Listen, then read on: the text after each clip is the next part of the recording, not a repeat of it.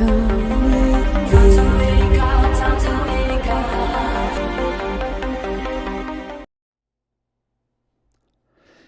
then the fifth angel sounded. I saw a star fall from the heavens to the earth, and to him was given the key to the bottomless pit. He opened the bottomless pit, and smoke arose up out of the pit like the smoke of a great furnace. And so the sun and the air were darkened because of the smoke from the pit.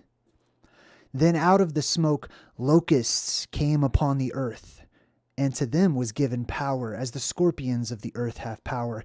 They were commanded not to harm the grass of the earth, nor any green thing, or any tree, but only those who did not have the seal of God on their foreheads. They were not given authority to kill them, but to torment them. For 5 months, their torment was like the torment of a scorpion when it strikes a man. And in those days men will seek death, and they will not find it. They will desire to die, but death will flee from them. Now the shape of the locust was like horses prepared for battle. On their heads were crowns of something like gold, and their faces were like the faces of men. They had women's hair. Their teeth were like lion's teeth. They had breastplates like breastplates of iron, and the sound of their wings was like chariots with horses running into battle. They had tails like scorpions, and their sting was in their tails. Their power was to hurt men for 5 months. And they had as king over them the angel of the bottomless pit, whose name in Hebrew is Abaddon. But in Greek, he has the name Apollyon. That is one woe that will be past. But behold, still 2 more woes are coming after these things. And these things will come. That right there is from Revelation in the Bible. It's called the fifth trumpet, the locusts from the bottomless pit, and it's in chapter 9. What's up, everyone? I'm JayDreamerZ, and today, welcome to Plasma Apocalypse, or Apocalypse 101. What's up? I see everybody in the chat. Hello, Ryan Duff. Good to see you. Stuart Rogers. Hello. Hello, everybody. We're talking about fantasoids. We're talking about monsters. We're talking about alien creatures or animals or beings or whatever that fall down or come up into our world during this apocalyptic event. It's not just an event that will trigger zombies worldwide, the dead to rise. It's not just an event that will have worldwide depressurization. It's not just a tempest. It's not just worldwide earthquakes, but monsters as well. Now, that excites people like me. I love monsters. I'm not every monster looks like this guy. Not every monster is a hunter like this one. We'll talk about those guys. Not everyone is to be feared, but we tend to fear the unknown, which is why I talk about them. This is why I like to bring to light my research, my experiences, and my studies about these creatures, these otherworldly space animals, or whatever you'd like to call them. Ultimately, they're aliens of some kind. And that was them being described in the Bible and the book of Revelation, where it talks about a bottomless pit. Our world has a bottomless pit to it. It's got a pit. It's got an opening that continuously goes down all the way to the inside. There are many stories, many accounts, many records of people who have ventured forth and gone into this bottomless pit or great cave. It's got different descriptors to it. The fantasoids are those creatures that are being kept down under or inside of our world and being kept up out of our world at the moment, just like we are being kept inside of our world at the moment. There's one time, according to my studies, that we can leave. There's always exceptions, but there's one main time when we can get out of here and when they can arrive, when they can come into our world, and they do by the thousands. They'll be everywhere. So let's talk about these fantasoids. What exactly is a fantasoid? Basically, a fantasoid, in my own words, is a fractalverse traveler, one who leaves their reality, one who leaves their realm and enters into another, where they typically would be considered aliens, where they don't belong, a place that they don't call home. I like to think of it as those creatures that descend down from the macrocosm. They enter into our normal environment. For us, it's normal. But typically, they're gigantic because they come from out there, from space, from the heavens, where all these creatures that have ever come down from above are usually described as gigantic beings, gigantic creatures, gigantic animals. The same thing can be said for those creatures that come up from within the earth itself. Now, we read from the Bible. Let me read a prophecy. This is a Catholic prophecy by Blessed Anna Maria Taigi, or Taigi. She lived from 1769 to 1837, and I quote, "There shall come over the whole earth an intense darkness lasting 3 days and 3 nights. Nothing can be seen, and the air will be laden with pestilence, which will claim men mainly, but not only, the enemies of religion. It will be impossible to use any man-made lighting during this darkness except blessed candles. He who out of curiosity opens his window to look out or leaves his home will fall dead on the spot. During these 3 days, people should remain in their homes and pray the rosary and beg God for mercy. All of the enemies of the church, whether known or unknown, will perish over the whole earth during that universal darkness, with the exception of a few whom God will soon convert. The air shall be infected by demons who will appear under all sorts of hideous forms." Demons who appear under all sorts of hideous forms, scary forms, alien forms, forms that we're not used to as we've adapted to life here in the place that we call Earth, right? These creatures will drop down or come up from underground, and they'll look alien. They'll look creepy to us. Massagia says, "Thank you for showing up and sharing your research." You're super welcome. If you're watching live, I'm late, but that's because we had an internet outage, so I had to wait. Anyhow, we're talking about fantasoids, and this is Apocalypse 101. So I want to give and sort of revisit the basics of what is a fantasoid. It's a space creature. You know, that's probably the easiest way to describe it. And there's different types of them. It doesn't have to be space, though. It can come up from within the earth itself, like we talked about, and like the Bible talks about, right? These are otherworldly creatures that leave their place where they belong, where they are used to, where they call home. Angel Lovebud, check you out. Good to see you. They leave their places where they call home, and they basically fall into this world, or they come up out of this world. The barriers are gone. Those electromagnetic barriers that are up and running and protect our world from monsters and plasma and all kinds of dangers, or perceived dangers, those barriers go down above and below, or within. They go down during the neutral point of the plasma apocalypse. When those barriers go down, and whenever those physical barriers are opened up, you could say that a portal or a doorway has been opened, and those creatures are now allowed to drop on in. I don't know, perhaps there are those creatures like ourselves who may be bipedal in nature, and we would typically just call them aliens from other worlds or whatever. And perhaps they purposefully planned to arrive during this window of opportunity that they have. But then there are those who may just be innocent bystanders, and they live outside of our world, or just under the ground that we walk on, however far down. And it may be that they, just as many things within our world get sucked out, they might get sucked in or fall in or float down or whatever it may be. The conditions exist, or seem to exist, based on my life's research and studies and experience and whatnot. Conditions become those that encourage the swarming of these alien creatures into our world, right? And they do. And the thing is it happens during the apocalypse. So there's lots of human deaths all over the place. Depending on the severity of the apocalypse, There's a lot of deaths that happen during that time.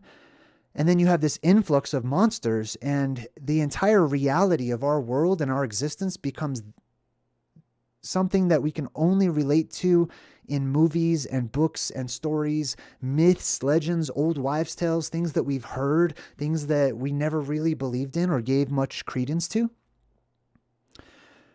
And then those survivors, those remaining few, they start passing along through stories these tales of these fantastic beasts that once roamed about. Now let me check my notes real quick, because I actually have I have notes on this that I wanted to kind of hit certain points here. All right, so fantasoids, basically they come into our world. Does that mean because they're alien that we should shoot our guns at them and kill them all? No, I'm not going to, right? I believe that there are different types of fantasoids. There's different types of animals, right?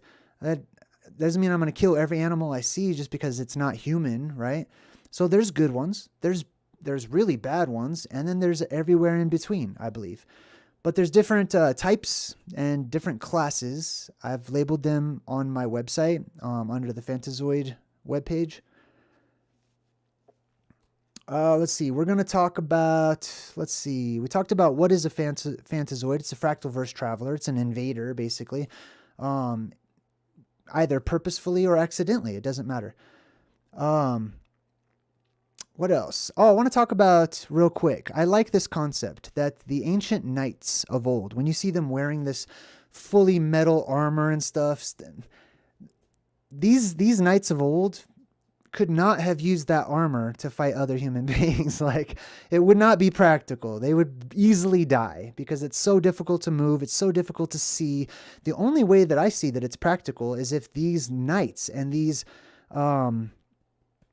revered hunters of old, these special forces were sent out on missions to fight the monsters. They were the monster squad. They were the monster brigade.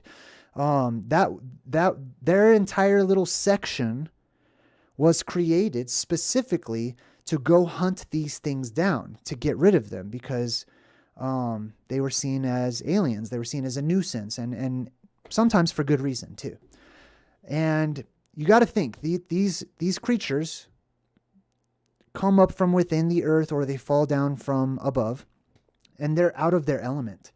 They're probably, I'm assuming, would be just as shocked as the rest of us, just as freaked out, just as on guard, defensive, hungry, right? They're in complete survival mode in some brand new place they've never been before or seen before. And like I said, there's different types of them too.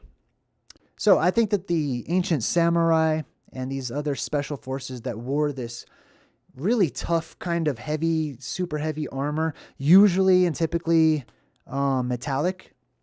I think there's a reason for the metallic as well. I think it acts as a sort of Faraday cage and protection from electricity, because it's very possible that these creatures have an electric charge, because they may come from an environment that is more electrically charged. So they themselves might carry an electric charge, just like the electric eel, right, that we have swimming around in our waters. And there's a few other animals that carry electric charges as well, but that's just a really good example of one. Wild Heart, hey, what's up? Wild Heart's in the chat and says greetings. Eric Red also says, oh my God, Jay, you know about the worm knights? Yes, I have heard about the worm knights. I think that the knights were probably more likely fighting worms, like giant worms. But yeah, I've heard that theory that like the knights get up or whatever was an exoskeletal suit for like a tiny creature that lives inside of it. Totally could be. Totally could be. However, I lean more towards that they were possibly created to fight monsters. Like it just makes more sense to me. Not discrediting the little worm theory that the worm is inside of all that and it has this robotic suit or whatever. I like that theory. Anyway, where was I? Hey, check you out, Amanda P. Thank you. Super appreciate you. All right, back to my notes. If I could find them.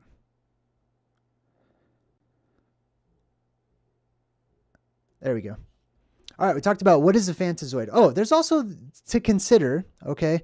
Let's talk about the different types. There's the kaiju type. Kaiju, right on, thank you. The kaiju type is, a kaiju is a huge monster in fiction, okay? Like a titan-sized monster, like Godzilla. He's a perfect example of a kaiju. So I call this particular type the kaiju type because they can grow to enormous sizes, okay? And they can drop down. They could look just like huge, titanic, monstrous creatures, kind of like you see in The Mist, right? Remember at the very end of The Mist, everyone's wondering what all these monster alien mist creatures look like, and at the end they show you some huge ones where like you can only see their feet like walking between the cars and stuff. Like that would be a kaiju type fantasoid. And then we have the insectoid race of aliens. That's very popular. That's been around for quite some time.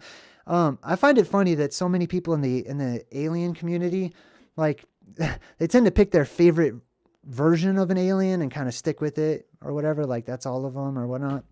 But anyways, there is an insectoid race, and even though it sounds ridiculous, it sounds too far out there because we imagine we personify them, we humanize them, right? We take these otherworldly monstrous animal creatures, these alien animal creatures, and we've never seen one, so we typically cartoonify it. We add human attributes. So we'll have like arms and legs, but it's got a big fly head or a locust head or whatever, right? These are just cartoonifications. They're over-exaggerated memories from a time that we have long forgotten in our collective consciousness.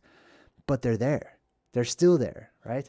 So we just have to reverse engineer it to bring it back to the reality, which is they are otherworldly animals that come from other places or creatures, right? The insectoid ones I lean towards being more insect-like instead of animal-like. And here's another interesting theory that I have. It may be that these fantasoids are, in part or in whole, the origin for our Earth life. That perhaps they land here and they adapt depending on where they landed and their environment, and they change over time and they become the giant crab in the ocean or whatever it may be. Anyways, let me move forward here. James Pluta says, Jay, what's the iron tie-in? Myth talk about iron being weakness to these creatures. You hear anything like that? No, not really. I've heard like silver bullets and stuff. I don't know about iron. Here's the deal. They're going to have certain things that they don't like in this new environment. Things that they may be allergic to, things that they may have reactions to because they're not used to them. They have not built up a tolerance for these new chemicals or, for example, sunlight, right? For those fantasoids that enter into this world, whenever the sun makes its appearance, or the focal point in the sky makes its appearance, or reappearance, I should say, they're not used to that bright, direct light that's coming directly from above. They're used to more of an ambient light source. So many of them tend to be photophobic, including, and specifically for an example, the bipeds, the bipedals, the humanoid type aliens, right? They went down in history in our fiction as being vampires. And that's why vampires don't like the sunlight or whatever, because they're not from this world. They're not just dead people who came back to life and have to suck blood or whatever. That's all true, but just little pieces of all of that is true. Those are puzzle pieces that have been scattered and people have tried to force them together. Okay, that's how you get cartoonification of real history. Anthropomorphism, yes. Thank you, Lena. Appreciate you. All right, back to my notes. Let's see here. All right, cool. So we talked about how there's this sort of lasting memory of this insect race of aliens that always shows up, whether it be in Star Wars or Star Trek or any of those types of shows. They always include these various types. There are different types, right? Many of those ones that live out there will look very insectoid like to many of us, right? Because it's the only thing that we can relate that to. Like some giant animal creature that has an exoskeleton and many different arms and stuff like that, we're going to think bug, which is why when we do our Truth in Movies this week, we're going to break down Starship Troopers, because that's a perfect example of the Fantasoid invasion. They show a few different types of Fantasoid, right? They primarily focus on the hunters, but there are different types. So we've got the insectoid types. We've got those that are more like space animals. We would probably consider them to be more animal-like. The humanoid types as well. There's the kaiju, who are huge. There's the worm type. The worm type is just what it sounds like, a gigantic worm. Okay, worms can grow to huge sizes. Imagine out there in the macrocosm or deep within the hollow recesses of the earth itself, right? That's where we get these, we tap into these ideas like the movie Tremors has the graboids, right? Those worms that open up their mouth and there's another mouth inside, just like in Alien right here, right? Many times these fantasoids have an exoskeletal sort of structure to them. Not always, but there are many, I believe, that have this exoskeletal structure, and they open their mouth and they have an inner mouth or jaw that will grab or latch on to pull their prey in. Now, that sounds super alien. That sounds like something that people could only just make up out of pure fiction, but we have those. We already have those creatures here. They're just smaller. That's all.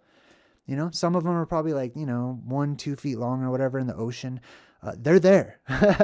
So be careful. Let's see. The worm type, the bipedals or the humanoids, sometimes they're referred to as sort of reptilian, right? I don't know if they have sort of an exoskeletal structure or scalies or whatever's going on with that. But they're also known as the shining ones. All of the fantasoids are usually described as having this glimmer, this sort of shine to them, right? And that has more to do with the description of what a fantasoid looks like, generally speaking. And generally speaking, fantasoids are white, like very opalescent, right? Not pure white, not just chalky white, but a shimmering kind of like the way a bubble shimmers, right? Or an oil spill or something like that. Fantasoid white is what I call it. It's sort of an opalescent, pearlescent, iridescent kind of shimmer to it. They tend to be tough-skinned, right? Whether it be exoskeletal or not, they typically are described as having very tough skin. And then that depends on their type. Some examples, like some famous fantasoid examples that you might pick up on, are Loch Ness, the Loch Ness monster, right? So here's an example of where these myths like Loch Ness may come from. The fantasoids die out, many of them. Either they survive or they hunt and they become predators that are very good at it and masters of being predators, right? They adapt or they die. That's it. They have to hide, right? They adapt, they hide, or they die. The ones that adapt may end up becoming creatures that we're more familiar with, that we have given names to, that we've accepted as a part of our world because they've been here for so long. They made it. They survived. They're no longer alien. We're used to them. They're used to us, right? Those are the ones that adapt. The ones that hide would be more like the Loch Ness. I'm just saying if Loch Ness monster is real or any creature like that, they tend to be in hiding. They've survived for a very long time because they saw a group of samurais or knights marching their way with torches and pitchforks and all that's crazy stuff. No, they're hiding. And because they became adept at hiding, they were able to live. They were able to have babies and continue on and teach them to hide and stay in the shadows and stay away from humans and stuff, right? Or they die. Or they just go extinct immediately. Like there might be hundreds of brand new species of creatures that land here, and within a year or however long it takes, right? Most of them are gone because they could not adapt. They could not survive. They could not hide. They could not learn how to get new food sources or whatever it may be. A lot of them disappear, right? They're out of their element. Let's see. We got T. Vincent in the chat who says, Jay, have you read H.P. Lovecraft? You would love him. I have not actually read his books. But he has his works, many of his works have come up quite often in my studies, specifically when talking about the plasma, how it's personified coming down from the sky like Cthulhu, right? Or even how Cthulhu himself, just using, the most popular example, has these little minions that break off of him that come down. And yes, I love H.P. Lovecraft, in short. All right, cool. So let me just check the notes here. Description. Fantazoid, we talked about their color. We talked about their skin type. We talked about some examples. The Loch Ness Monster was one. Sea serpents of old, right? And these things were drawn on maps quite often too. Like if an area had a Fantazoid in it, they put that on the map. That became a mission. Like that became like a marker. Like this is where the Fantazoid lives or whatever. I just call them Fantazoid. You could call them cryptid. You can call them aliens. You can call them whatever you like to. But to me, they are sliders from realm to realm. They're those creatures who have adapted to a completely different world, and have now entered into a world that is completely alien to the one that they just left. And they're basically gigantic versions of the microscopic, right? That's what I'm seeing quite often, time and time again. To me, they are the macrocosmic equivalent of our microcosmic organisms, basically. Let's see. Where was I? Exoskeletal. Oh, examples. Loch Ness, sea serpents, the behemoth from the Bible, right? The Bible goes into a whole chapter in the book of Job. Just maybe actually more than one chapter, I think, is devoted to describing these fantastic beasts. Different types too, right? It's not just like here's one kind. It's like, no, what about this kind, which we're all familiar with? We all know about, like if I said the word dragon, right?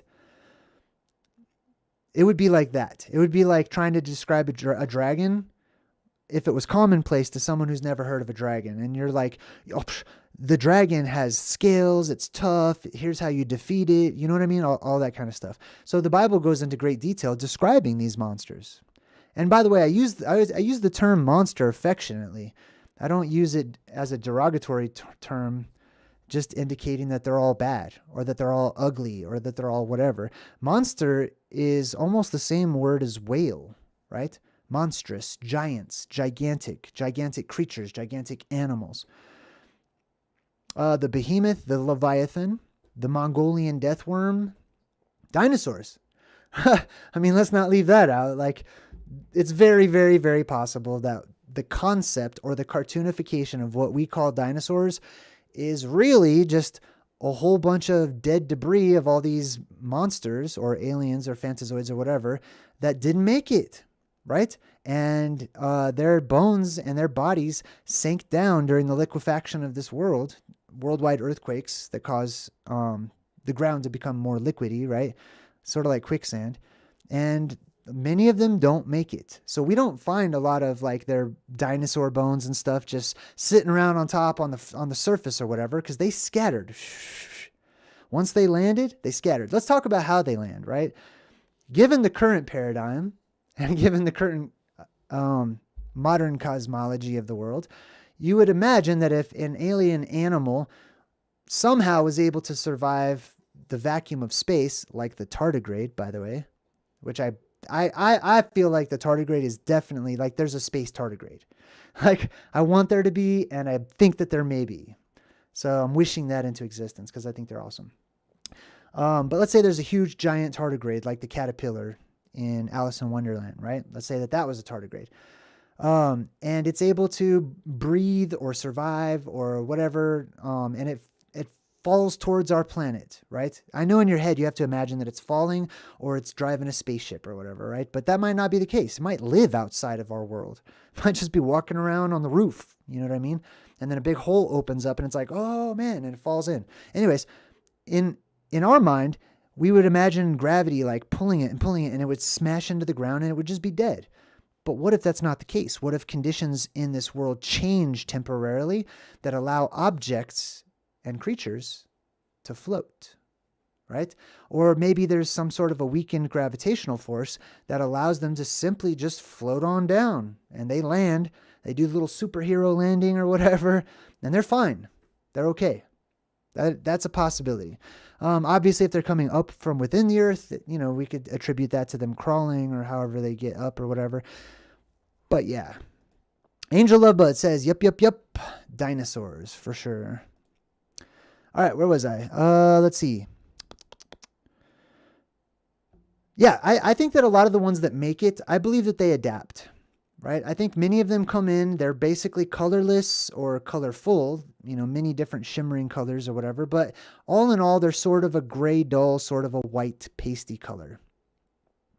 And the ones that survive begin to change. They begin to adapt to their new environment. Maybe they grow fur.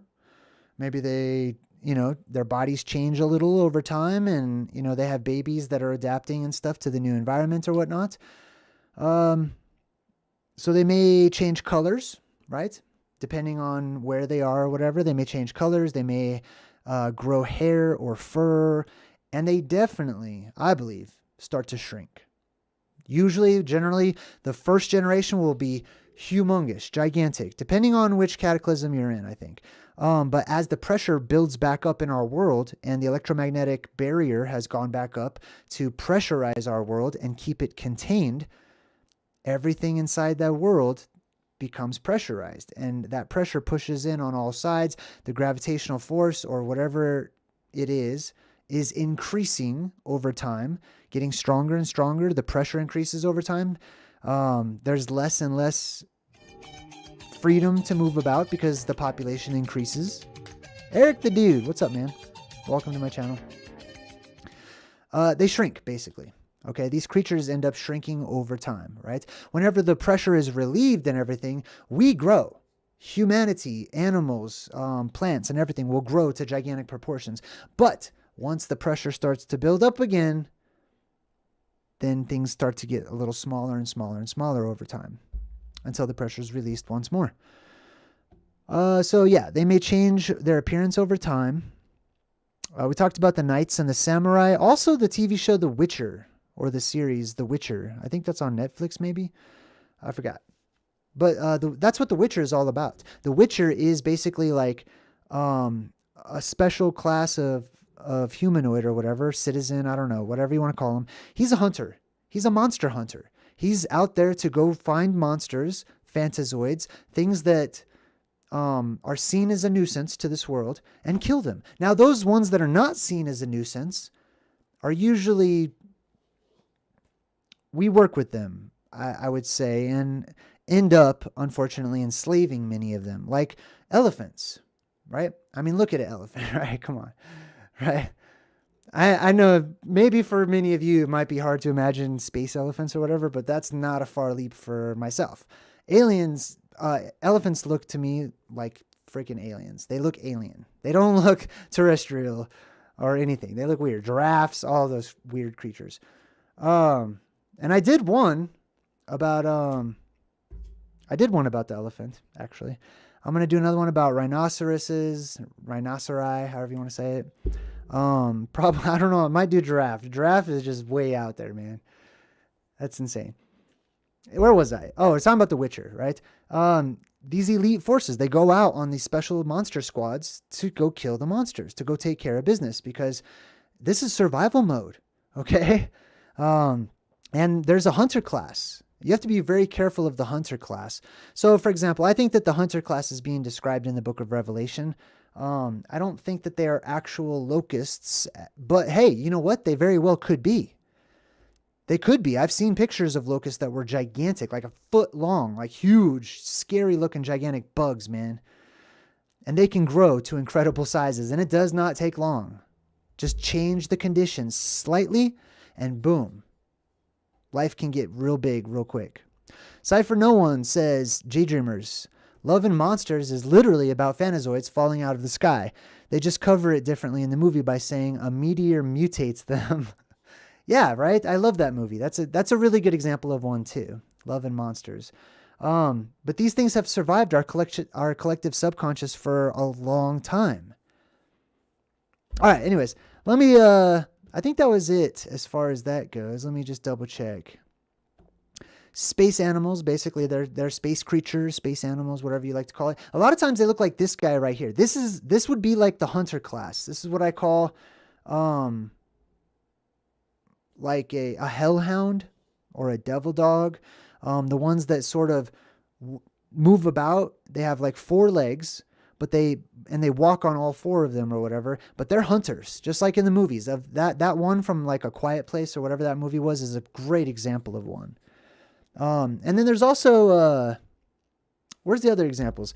In movies, obviously you have the Starship Troopers. That's sort of the hunter class. Like when you see those little ones that walk around and they look like bugs or whatever, and they call them bugs in the movie.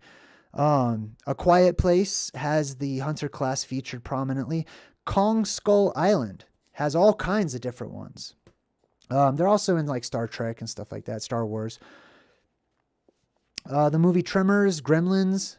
Gremlins, I feel, is sort of twofold symbolism. One is all of the electricity and electrical current that charges this world, that brings back to life like electronics and sort of gives electronics and everything electrical a mind of its own. So it's seen as going haywire, and there's, little gremlin creatures that are in it manipulating the mechanics or the electronics or whatever. But then, so on one hand, gremlins sort of represents the physical fantasoids, the alien little creatures that come in and they're like seen as little weird alien bad guys.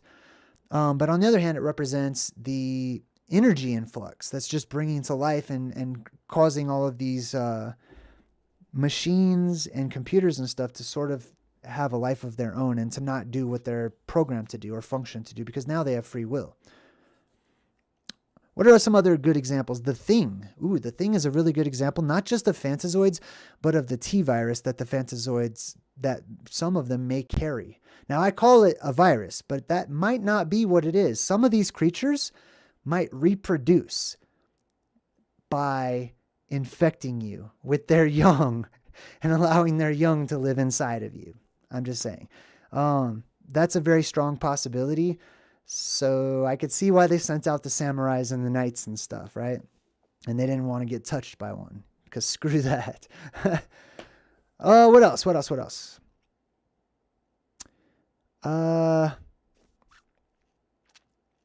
So we got the different classes. There's friendlies. Just an example of like a friendly class fantasoid. And I'm just making this up, but this is what I imagine in my mind. It would be like dolphins or woolly mammoths, things like that. For example, like the woolly mammoths, the elephants, we still have those, right? Let's just say that an elephant is a relative of a fantasoid, right? It just survived, it adapted. How did it survive? Well, it was beneficial to us. It was helpful to us. It was a friend instead of a foe.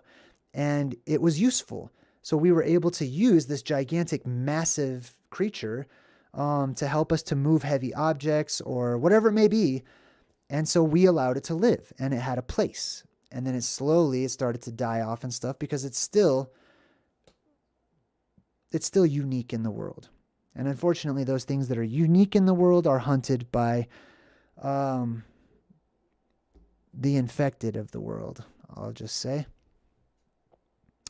Where was I? So mammoths, dolphins, that would be like 2 modern day, sort of semi-modern day examples of like a friendly class of fantasoid. Maybe like a unicorn, I guess. I'm not too sure. I still would not pet one. I still would be very careful if you ever encounter some sort of an alien type animal or creature or whatever. Like, no matter how beautiful it looks, no matter how pretty it is, or maybe you think it's disgusting, and whatever your opinion is, don't pet the fantasoids, right? Give it some time, study them. It may be very possible that you might be able to actually communicate with them. If telepathy is enhanced in those times, like I believe that it will be, you might be able to actually get a feel for their actual vibe, their vibration, and I might be able to communicate with them if you try. Then we got examples of neutrals, which would be something I imagine like tardigrades and giant snails, right? They're not super like, hey, I'll be your friend and your buddy, but they're not out to kill you either. But if they happen to be hungry and you happen to look like food, they might decide that, or they might accidentally kill you. Like a giant snail would just accidentally, you get stuck under it in like a steamroller or something, and you suffocate under the slime of a giant snail. You know what I mean? Like, that's not a hunter, but it's not friendly. It's just kind of benign. Like, it's just kind of like, oh, well, like, I'm going about my business. Like how you would step on an ant and not know it. Especially if it's like the kaiju class, really giant ones. Chimera. Yeah, I'm glad Lena brought that up. Thank you. So the chimera or the chimera, basically they tend to be creatures that look like a mix of 2 or 3 different animals, right? And I believe that these are responsible for those chimera. Thank you for the reminder too. Thank you. I think that these things are responsible for what we call the chimera or the chimera. I don't know how it's supposed to be pronounced, but it's probably a guttural sound, I'm imagining. And you have to imagine only the survivors were able to experience these creatures or see them or have direct stories about them. And the survivors only have the knowledge of the prior world. So like us, right? We've never seen these creatures before. If all of a sudden we survive the plasma apocalypse and there's all these crazy looking monstrous creatures all over the place, right? We're going to describe it using modern day terminology. We're going to say, what did it look like? Because we don't know a lot about alien anatomy or anything. So we'll say it looked like it had like the backside of a bug, but its face kind of looked like a person's face. And you know what I mean? Just like the authors in the book of Revelation were describing these locusts, right? If you read the description, it doesn't sound like a bug locust as like a grasshopper at all. Not one bit, except for it has an exoskeleton, whatever it is. Hood369 says, Fantazoids look like everyday people like Jay. Possibly. Some of them possibly do, right? They might have interesting powers that we're not even aware of too. Now let's talk about the hunters. Some examples of hunters. The hunters are insectoids or hellhounds or the graboids, right? Those worm graboid ones. They're strictly out to hunt. They're meat eaters. They're carnivores, right? So the irony comes back as humanity is no longer at the top of the food chain. And all of a sudden we're like, man, we're on the dinner plate. Phew. Form a brute squad. I'm on the brute squad. All right. Anyway. Fantasoids are pretty simple. They're pretty simple. I love all the different examples of them that we see in the movies all of the time. Thanks, Gato. Check you out. I appreciate you. I might seem a little off tonight. I feel off tonight. And you know why? It's because I thank you again. I super appreciate you, Gato. Gato Negro, $20 out of his own pocket. Just gave it to me. So I can get some coffee or some food or maybe another light. God, I wish you guys could see. It took me like 30 minutes to arrange all the lights in my bedroom. I have like 6 or 7 lamps on right now to try to get the lighting right. It still bothers me because there's a shadow or whatever. Anyways, I'm just rambling. J Street says, JayDreamerZ, good stuff, brother. Right on. Thanks, Jay. Aji3 says, JayDreamerZ, in the animation Hunter x Hunter, that's come up a few times. Some people have recommended that one. The chimeras eat humans as food. They have different genetic pools as the chimera or chimera ant queen reproduce through phagogenesis. This concept is all over the place. There's no, I mean, I love talking about fantasoids because it's such an out there idea because they're not around for very long, right? Or they adapt and we get used to them and we don't consider them fantasoids any longer. We just call them animals or whatever. But because like this is probably the shortest lived exciting part of the plasma apocalypse. Like of all of those things that enter in. The only thing that we're used to is we're used to this concept of these bipedal aliens that come down and, you know, announce their technology or enslave humanity or whatever story people believe in, right? We're used to hearing that side of it, but not the monstrous side of it, not the otherworldly creatures side of it, right? You think that there's only animals here? Where do they come from? Darwin, the whole Darwinism thing, right? Well, they all used to be a fish. And then there was a freaking, like, nah. No. I don't know. But I'm just saying, like, it's highly conceivable for me that many animals, species, started off as being alien to this world. Hey, Val. Oh, that's tight. I like that little sticker. Thank you. Val just gave me $10. Thanks, Val. Lena the Nurse says, major solar flare activity today. Geomagnetic storms, health effects. Okay. Did something blow up? That's what I want to know. Like, tell me something crazy happened, please. I can't wait. I look forward to it. And here's the thing, too. If you're new to my channel, I talk about weird stuff like fantasoids all the time. I love it. I love talking about things that academics can't even begin to wrap their minds around, because then they can't debate me. Like, then they can't argue with me. Then they can't say, oh, well, that's ridiculous because it's just ridiculous. You know what I mean? I love it. So yeah, I'm going to talk about fantasoids, aliens, vampires, monsters, werewolves, anything that has to do with what we call fiction and fantasy. Because I tell you what, the world I live in is the most fantastic and most fictitious looking place I ever could have possibly imagined. It's weird. It is a strange and odd place to be. So, since it's so backwards and upside down, why not talk about the strange and the odd as if it were real, or as if it has substance to it? These things have substance to them. Like, right? This right there, that could be a Photoshop picture, but it's based on, it's seated in truth. Somewhere out there, there's some truth to all of these things that you see, not just made so that we can go to the movies, have some popcorn, and stare at a screen and not think about anything or improve ourselves whatsoever for 2 hours. We are improving ourselves. We're remembering every time we go to the movies, whether we know it or not. It helps to add to it. It's going to put more and more sand in that hourglass until it flips.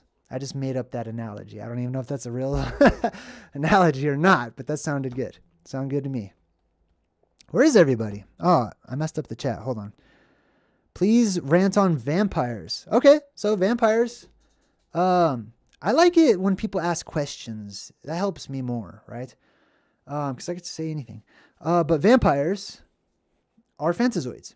In my book, they're bipedal fantasoids. They are the alien creatures, the Anunnaki, the gods, the fallen angels, whatever people would like to call them, demons, spirit, whatever they are. They're fantasoid white. They come down from the sky. They're gigantic in nature. They're allergic to sunlight. They don't like holy water. They stay away from the holy water, which I think is just acid. I think there's an influx of acid of different types too. You are awesome, Jay. You have substance. Keep up the great work. Oh, thanks.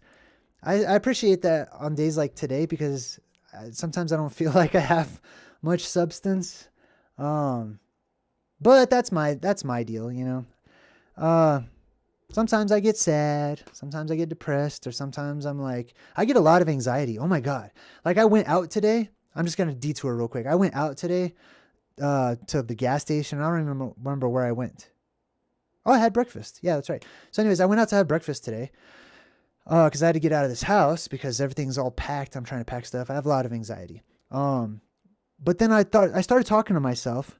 And I'm like, no wonder I have so much damn anxiety, dude. Like, I reached my limit for crazy in the day. Like, before I was even awake for 10 minutes, I'm like, nope, I reached my crazy person limit. Like, I've already talked to 2 crazy people. No, I'm done. So I went out to have breakfast out there in the world, and I'm like, I'm just thinking, like, please, no one bother me. I'm putting out this energy. Like, I just need my own bubble in my nice little booth table that I had to eat these breakfast that I had or whatever. Anyway, it dawned on me, no wonder I have so much anxiety. Like, I live in the upside down world. Like, I have a spirit and an energy that is in almost total opposition to that of the world today. Every person I see is like Idiocracy. It's like I live in the movie Idiocracy. I'm not trying to sound holier than thou or anything, but the world's messed up. The world is messed up. You already know what I'm talking about. So yeah, I have a lot of anxiety. I know when I go out there, if I drive my car, I'm going to see all kinds of examples of how insane this world is. Just driving my car. People have zero... now I'm ranting about people. I don't know why I do that. Anyways, I'm aggravated, I guess. So yeah, I look forward to Fantazoids coming. And you know what? Whenever my enemies do something that is offensive or something to like bring me down, you know what I mean? Instead of just getting so in my feelings about it or whatever, like sometimes I laugh in my head imagining that they're going to get eaten by one of these creatures one day because they're going to not know crap about what's going on. They're going to walk up to it and try to pet it, or they're going to run and make all kinds of noise and stuff, and they're going to get hunted down by a predator class hellhound or some crap. And I'm just going to, I mean, I might not clap because I want to be quiet, but yeah, I'm definitely going to nod my head, and I'm definitely going to flash a smile because, and now you know what else? Now that I'm on to the topic, hold on, let me just rant a bit more, okay? Sometimes I read through the comments, right? Like on older videos and stuff like that. There's a lot of comments. And I did one about the Georgia Guidestones, and somebody was like, I get this kind of left field garbage not all the time, but sometimes. Most people are awesome. Most of you guys that leave comments and join the chat and everything, you guys are amazing. But every once in a while, this person was like, so you believe, so you support, because I was like, hey, I like the Georgia Guidestones. Like, that all sounds really good to me. And they're like, so you support the genocide of millions of people and this and that? Like how they took something that I said that was good, which is keeping the population low, and turned it into like I support straight up murder or something like that. You know what I mean? And I'm like, I have to be careful how I word these things, right? I support that commandment, whatever you want to call it, on the Georgia Guidestones, okay? You're just increasing the population to what it is today is like a smorgasbord for them. Food, cattle, meat. Like, I'm not too keen on that, right? Then that means you're going to have to put in a lot of extra work. The more people there are, when these things arrive, the more work you're going to have to put in. You better be a superhero. I hope you're ready. I am. I can't wait. I said bring it on because I don't want to be here anyway, like most of the time. So I'm like, if I'm going to go out, let's go out in style. Let's go out my way, right? I'm facing the Kraken. I'm doing whatever I got to do. I don't look forward to like hunting Fantazoids or whatever. But hey, if I have to, boom, that gives my life instant purpose. Survive. Who's going to win? Me or that thing? No. Anyways, it's exciting to me. Exciting times. All right, jumping back in the chat. Angel Lovebud says, Jay, do you like vampires? Oh yeah, I was totally talking about vampires. That can go out during the day. Or do you think that they are only nocturnal? I think they adapt over time, right? I think many of these creatures adapt as they get used to the point of focus in the sky or whatever. Creatures that hide from it more often tend to not really adapt to it as well, right? Supreme Kefas says that's because the solar flares and stuff. Okay. I don't know a lot about solar flares. I'm just going to be honest on that one. Like, because I don't know. I get weird when it comes to like the whole solar flare thing.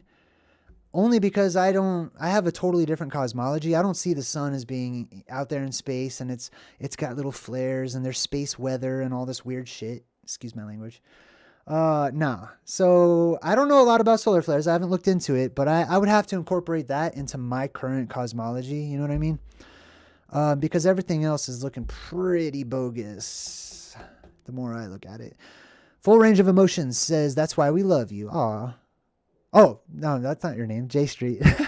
Full Range of Emotions. Okay, good. Right on. I would rather be passionate. Jesus. God dang, man. Can't we all just be passionate? That's what I would like.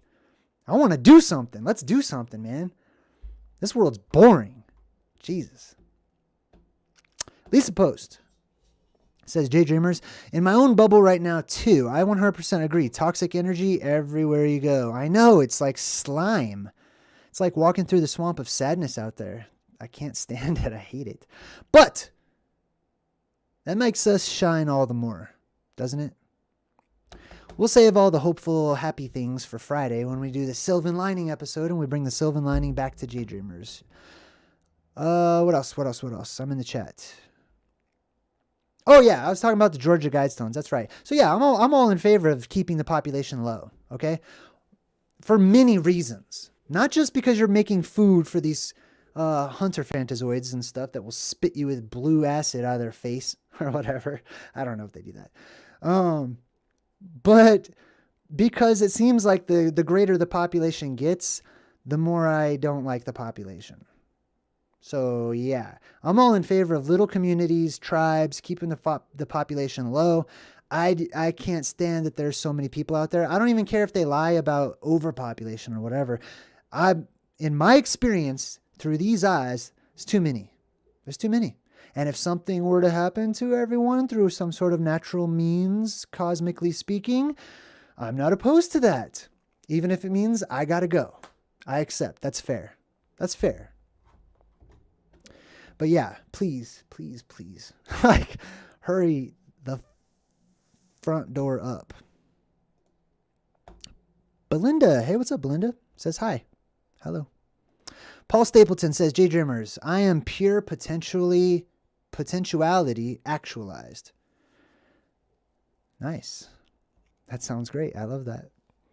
What do you got? Lisa Post, who says, JayDreamerZ, that's what I said yesterday. Like being in a swamp of sorrows. I made it out. Ah, good. You know what? I've been feeling a lot of energy lately. Like shifting, unsteady energy. I don't know how to describe it. I guess I am describing it. But something's off. Something's not right about the energy. I pick up on like world energies. I don't know how. I don't even know how to go into it. I don't pretend like I know everything about it or anything, but I pick up on weird energies. And usually right around those times that I pick up on weird energies, weird things start to happen, or I hear about weird things, right? Oh, we got Aji3 who says, JayDreamerZ, I feel like they're forcing the heliocentric view on students in school. You feel like that? That's exactly what they're doing. Yes, I have 100% support that feeling that you have. On CNN 10, it reports that NASA will send a spacecraft to watch the sun. They said the sun is hot as hell. Okay. Right. So they're going to go watch the sun. Okay. I don't know. I'm not a fan of the way that NASA portrays things, especially the sun, when they have like some sort of sun 24-hour sun camera that's on the sun, and you see this like weird ball of whatever it is and it's spinning. That looks way not right to me. I don't know, whatever. Eric Red says, Jay, you have went full Jedi Sith Lord tonight. Oh no, I have not. Ooh. But I feel you. I understand. Man, that would be a scary thing. Noah W says, Jay, I feel you, man. I've had really bad anxiety for the last few days. I have too. Not just anxiety, but it almost makes me nauseous sometimes. Like, it's like I'm hit with these weird waves. I don't know. It's really hard for me to describe it. I sense things that I can't really put into words, which is pretty important for people like myself because I'm very good at putting things into words, typically. Cypher No One says, JayDreamerZ, have you noticed a lot of swarming lately, especially with people? Yeah, I totally have. It's all over the place. Animals are swarming, people are swarming, insects are swarming, and it's increasing. Lena says that the local sun activity will affect us all. I could see that. I could totally see that. Lisa Post says, JayDreamerZ, I feel it my whole life. Yes, energy's coming through. I ground the energy to balance out. Also remember, there is the other side of the apocalypse, right? One, when the light just goes out or whatever, and it gets colder and colder and colder, and we have Fimbulwinter. Excuse me. I had hiccups. Then we have like the Great Winter. But on the other side of that coin is the summertime, whenever that sunlight or daytime gets more focused and more focused and more focused until you see the blue star Caccino right above. And there's basically like this laser of daylight that's circling around, making its way slowly to the North Pole. And it gets way hot during the summertime. Super hot. Lucky Mike says, I read the other day that the sun is losing mass. Oh, right on. Sweet. I don't even know if the sun has any mass. I've never weighed it or anything. I've never been there. James Pluta says, are you holding out on your lightsaber, Jay? No idea what you're talking about. But, all right. Angel Lovebud says, Jay, yes, dizzy waves like matrix bending. Yeah, I know. It's weird. It makes me kind of, it almost gives me like vertigo. It's weird. Excuse me. JS says it's the solar flares, Jay, I promise. All right, we're back to solar flares. No problem. Let's talk about it. It is an energetic event that many of us are feeling. Go outside and earth yourself. What does that mean, to earth myself? I don't want to go outside. Dude, no. I mean, I hear you. I'm all about nature. I love nature. I want to get out there and be with nature and stuff. But outside lately scares me, man. Outside is weird. The whole world is becoming alien to people like myself. I don't really want to go outside. I'm also not like a sun gazer, which is a nice way of saying someone that stares at the sun, right? I always wonder why they say sun gazing. It sounds so pleasant. Sun gazing? Are you sun gazing? Bro, are you staring at the sun? Like there's two totally different things going on there when you describe them. But that's not my thing. I'm not into that a lot.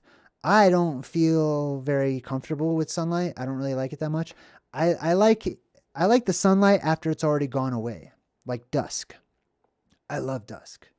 There's plenty of light, plenty of warmth. Everything's still fine and great, but just not like a flashlight, like a freaking celestial cop shining his flashlight in your face or some shit. Excuse my language. All right. Chris says, JayDreamerZ, what's our best defense against malevolent fantasoids if caught in a conflict? Whew, your mind, bro. Your mind. Your wits. Carry your wits about you. The situation will depend on what the best idea is. Sometimes maybe the best idea is to, you have a steak. Throw the steak out. Let the fantasoid go smell the steak and eat that. I'm just making this up. It could be to build a trap, to create a pit in the ground so that this creature falls down into it. It could be that you need to stab it right underneath, where the meaty part of the flesh is and get up underneath its exoskeletal structure. It could be that you just need to make friends with it. I mean, honestly, I can't give you a surefire answer on that. I would definitely say be quiet, right? You don't want to alert them to your unless you want to fight. If you're ready and you're like, let's do this, like go for it. But be careful. They may travel in packs. They may travel in swarms, different types of them. So I would definitely say the movies are giving us a lot of clues. Be quiet. Shh. Don't be super loud, okay? And not only that, it's going to be a very quiet world anyway, so any noise you make is just only going to sound amplified because we have ambient noise in this world because it's a very noisy place. Noises that we have ignored and we no longer even pick up on or recognize, but they're there. And if you were to take somebody who has lived in silence for a very long time, complete silence, and put them into this world, they would probably have headaches and all kinds of stuff. Anyway, back in the chats. Lucky Mike says, JayDreamerZ, I see planes up in the sky. Oh, I just got some messages in my website. All right, I'll check on that. I see planes up in the sky, 3 at a time, making fake clouds in the sky, and the planes are so far up I can't see who they are. Right on. What? Okay. That's interesting. It sounds like it's unrelated to the topic. I'm not sure. Who knows? Sometimes I jump into the chat and I'm in the middle of conversations people are having. Lisa Post says, JayDreamerZ, can ground inside like I do. Oh, I can ground myself inside. Meditation, music, dancing grounds you too. Okay, sweet. Right on. I say go for it. If you want to ground yourself, ground yourself. If you want to do all of those things, do them. Right on. I don't. I don't. I have this energy inside of me that almost, it's hard for me to talk about it because I don't feel like I need those things. I may benefit from them. Don't get me wrong, right? There's many different remedies, many different ways and actions and stuff may carry with them benefits. But me personally, when it comes to sun gazing and grounding and vegetarianism and all this different stuff, I feel like those are the small tools to help sort of shape the path of the individual. I feel like I'm good. I think that's what I'm saying really is I'm good. I'm fine. I'm totally good. But yes, if that's what you would like to do it. Go for it. Do all of the things. Lisa Post says, JayDreamerZ, sometimes I forget what I'm talking about. And I'm nervous, so my leg's all shaking. You can't see. Sometimes if you ever see the video and it looks like I'm vibrating or something, it's because I'm nervous. My leg is bouncing underneath the computer desk because I get nervous. I'm like, just stop talking, bro. Just stop talking. Lisa Post says, JayDreamerZ, frequencies coming in are getting higher. We need to vibe with it, go with the flow, breathe. Oh, I like that advice. I really do, actually. Lucky Mike says, JayDreamerZ, I feel like fake clouds are to block out the sun. All right. The sun is white. I know growing up it was always orange-yellow. Okay, so why would somebody want to block out the sun? I mean, there's probably a million different reasons. I catch wind of these ideas, that these different theories, right? Like blocking out the sun, creating a false sun and a new sun, or a sun simulator or whatever, trying to change the atmosphere and stuff like that. My problem with many of these things is I feel like we always blame them when there might not be a them. It might just be nature. You know what I mean? Like it might be natural that the sun is starting to change in color, or that these different cloud formations are appearing, or that the sky itself looks like it's getting lower and lower and lower. There might be natural reasons behind this. Many times, though, there's not. Many times, some things are done. I'm contradicting myself. Sometimes it's people. Sometimes it's people, and they do bad stuff. I get it. I totally do. I don't like to jump on the boat, and I'm not saying you guys or anyone out there is saying this. But I feel like too often we collectively make the mistake in general of blaming instead of figuring out, right? Just creating some sort of fictional dark entity in our mind to put the blame on and say, they did it. They're doing it. It's the man. It's the Illuminati. It's whatever. And sometimes it is, but not every time. You know what I mean? Are the Fantazoids... It's cute that I'm nervous. Oh, sweet. Oh, thanks. Are the Fantazoids the Titans? I like that. Straightforward question. Yes and no. Some will be considered Titans, right? You got to remember that the Titans themselves are like cartoons. There's truth. They represent something that's very real. So sometimes there may be a titanic, physical, monstrous being. And that might go down in history as being one of the Titans. The blue beam that shoots up out of the center of the earth that seems to grow arms and have these legs and squat down holding up the sky is also considered a Titan. Does that mean that they're one and the same? Like one's flesh and blood and one's made out of pure energy? You know what I mean? No. So that's why I have to say yes and no to that. I feel like sometimes they get mixed up between one another. The AI told me that the Titans will return in 2061. Right on. Sweet. Well, we shall see. Lucky Mike says, JayDreamerZ, someone is paying for them planes to be up there as much as fuel is right now. Well, I also want to just comment on that, right? If we're talking about like the elite of the world, like the super rich, they don't pay for anything. Okay. They don't say like, hey, I need 50,000 gallons of gas. Here's money. You know what I mean? I don't think they even use money. That's how rich they are. Money is a tool for them. That's my opinion. Hold on, let me read this again. So someone is paying for those planes to be up there as much as fuel is right now, which I just discovered too. I wasn't watching the news. I don't do that. I just needed gas, and I'm like, wow, $4 and change? What the hell? I had to Google it, and then Google told me some BS. When I say them, it's who can afford to pay for that stuff. Okay, right on. Well, I'm talking about monsters from space right now. I don't know. I'm honestly not sure where you're going. And because I'm confused, I'm just going to allow you to go into more detail if you'd like to.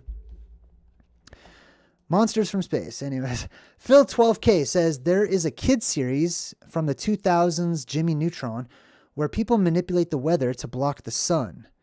They get rid of it by letting a rocket filled with sweat explode in the sky.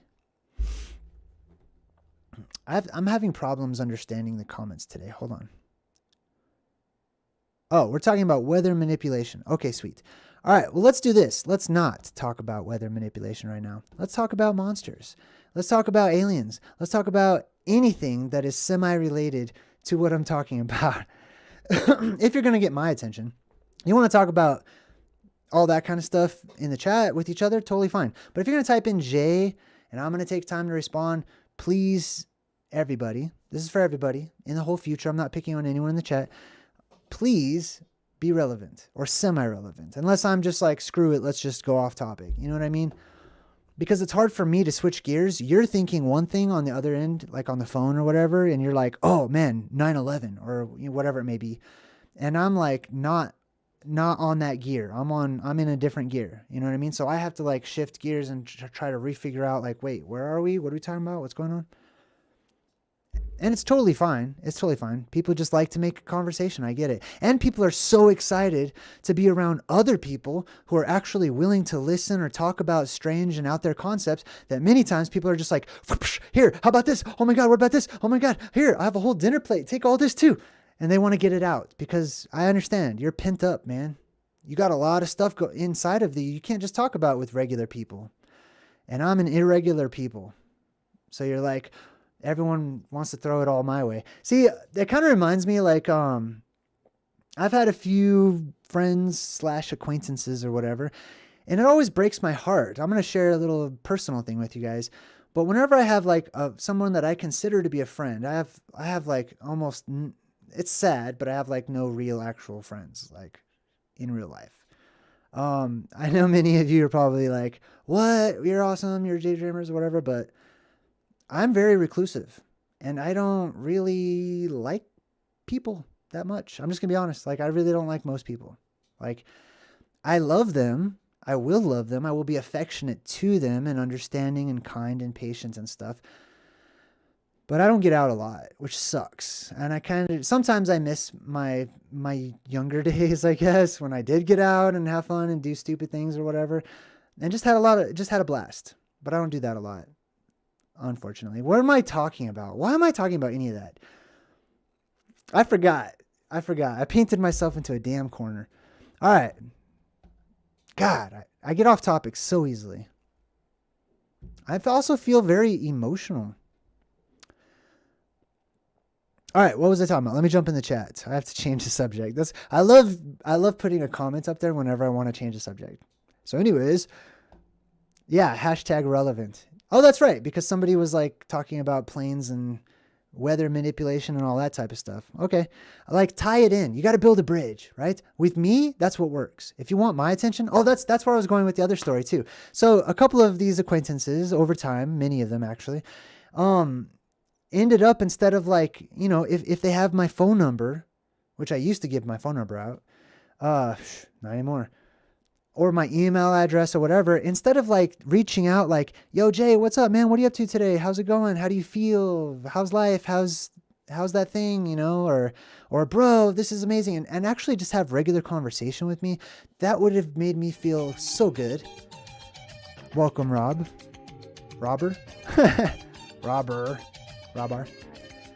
But instead, you know what I get?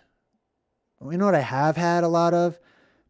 all of these people that have my contact information, and they're just like, here's a link to a 6-hour video. Watch it. I'm like, all right, how are you? That's great. Or people will like send me all this stuff. Like, I don't know. I'm rambling. Let me change the subject. I'm getting too much into my little feelings, and I'm not even talking about Fantazoids any longer. Jesus.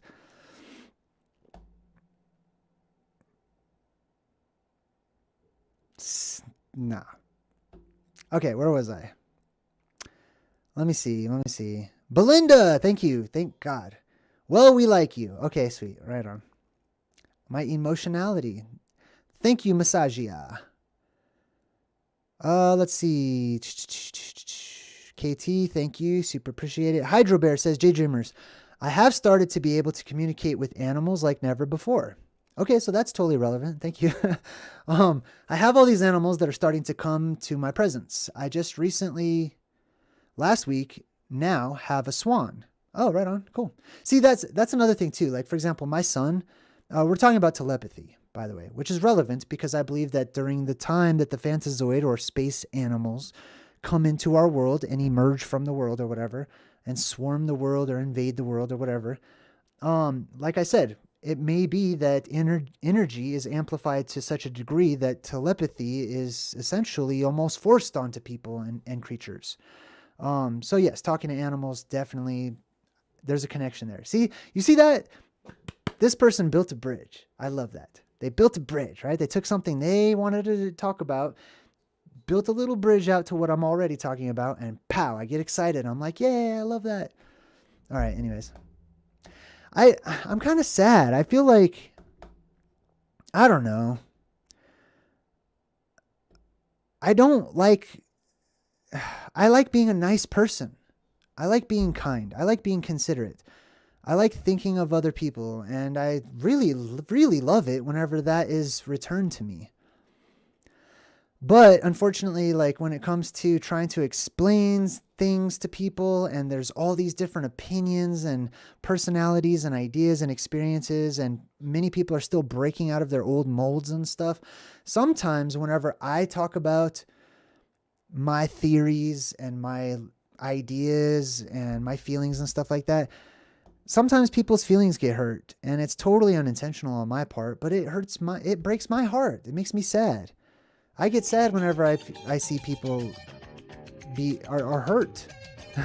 Belinda, oh, thank you. Belinda says huge smiles, man. Oh, that's super kind. Thank you. All right. Anyways, I don't know what I'm talking about tonight. If you're watching in the future and just want to learn about fantasoids, we're done. Okay, that train has left the station. Fantasoids are done. Now I'm just rambling. I'm super emotional right now. Do you see like there's like tears welling up in my eyes right now? It's weird. I don't know. Anyway, yes, I know, right? Sheepdog22 says, don't be sad. Don't be sad. People are wacko. Yes, thank you. Thank you. God, thank you. Super appreciate it. I know, right? I don't know, man. I just wish there was more nice people. I wish there was more kindness and more consideration. I wish there was less competition, and I wish there was less fighting and less people planting their flags and less comparing and less separation and stuff. Oh, thank God. Jesus, thank you. I'm so glad you told me that too. Like, I have anxiety about I don't like hurting people's feelings. I don't like making it sound like, unintentionally bringing people down or whatever. Ask questions and listen. Yes, that would be helpful. That would be super helpful. Don't apologize for my feelings, says Noah W. Thanks, man. Super appreciate it. All right, let's talk about something else, because I feel like you guys are... I feel like I don't want to cry, basically, is what I'm saying. Thank you for being kind. Like whenever you're really upset and then someone's extra nice to you and you just are like, you start crying because like someone was actually nice. It's kind of how I feel. Angel, thank you. Angel Love Bud. Super appreciate it. I like the little heart sticker. That's very kind.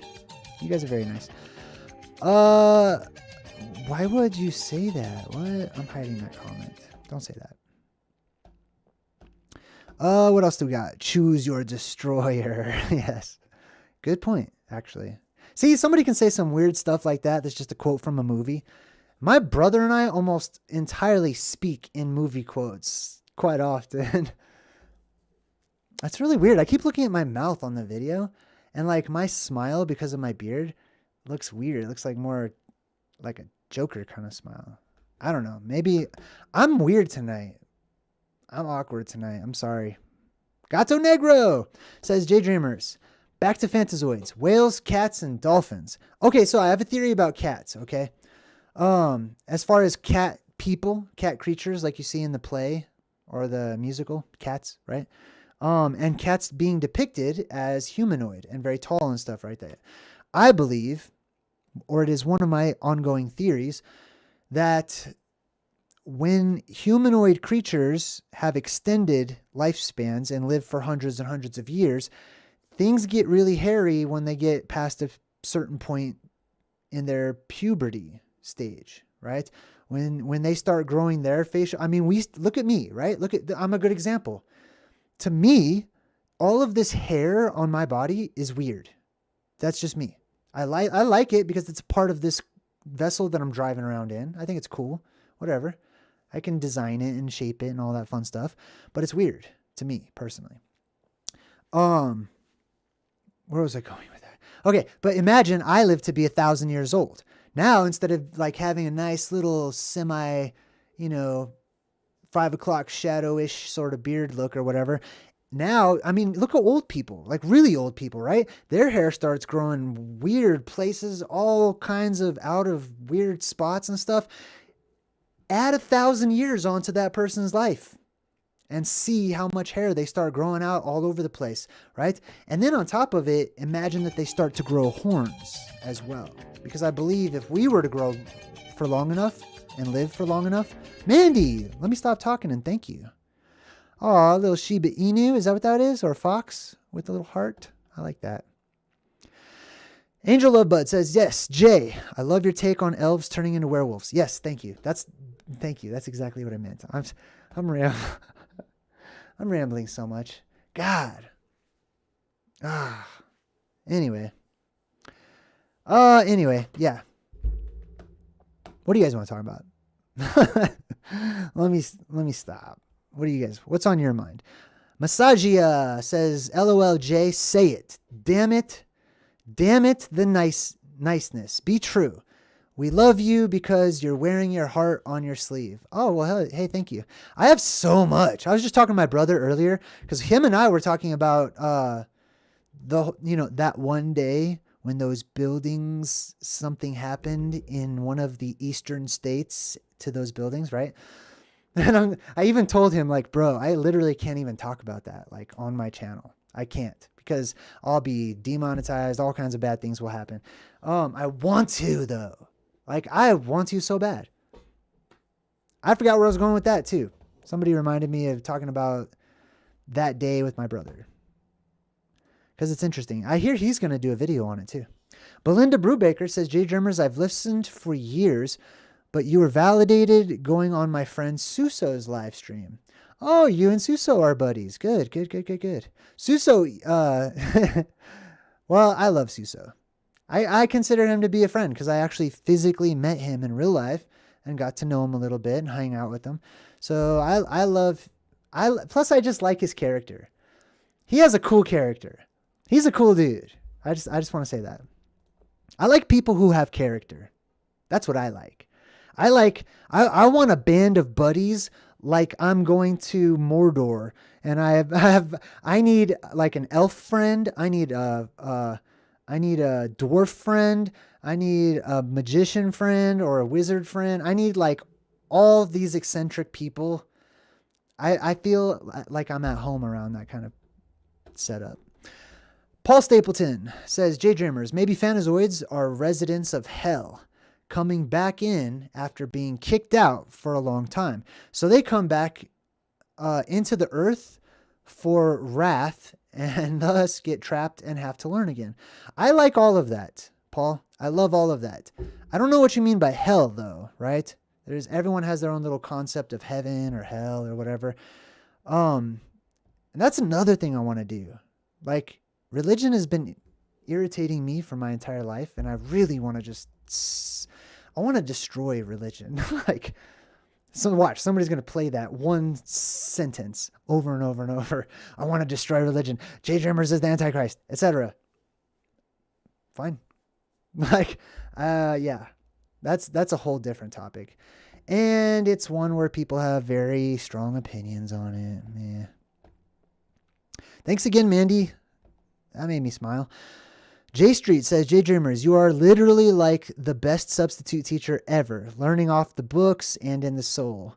Hey, thank you. I think that would be sweet to be like, I want to, well, I have to be careful about things I say, but yeah, I would be a sweet substitute teacher. Thank you.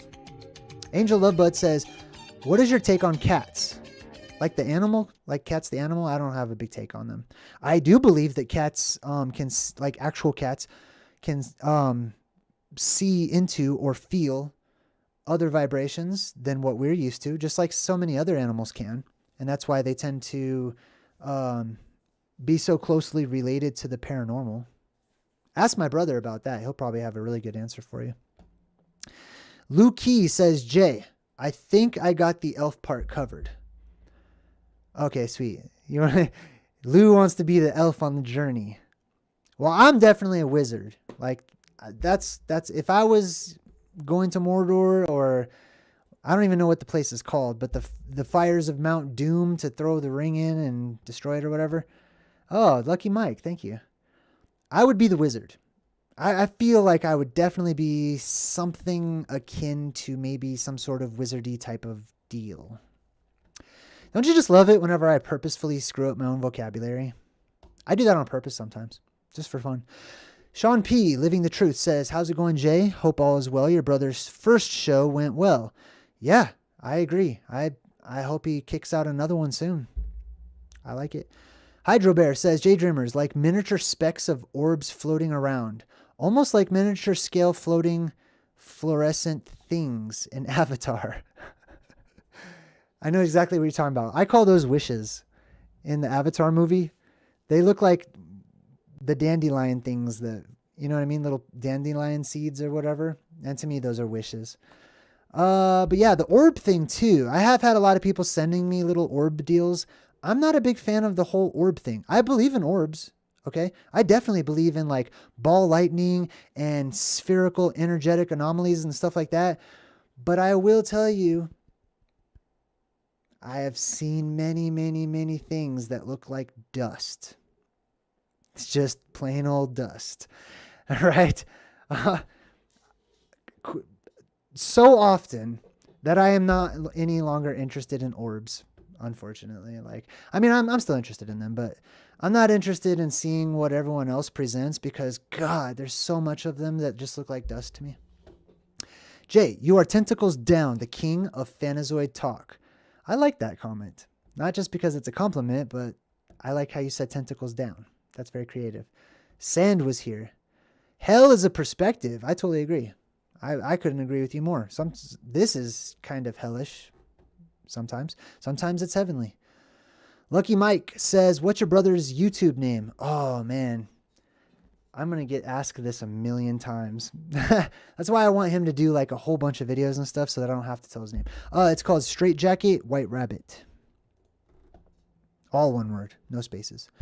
Sean P., Living the Truth, says, Jay, whatever is up with our sun, they say will mess with people's emotions and physically with your heart. Here's my thought on that, Sean.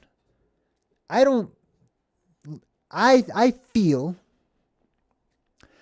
that because the energies are shifting and changing, that those energies worldwide that permeate everything are seen in anomalies in the sun.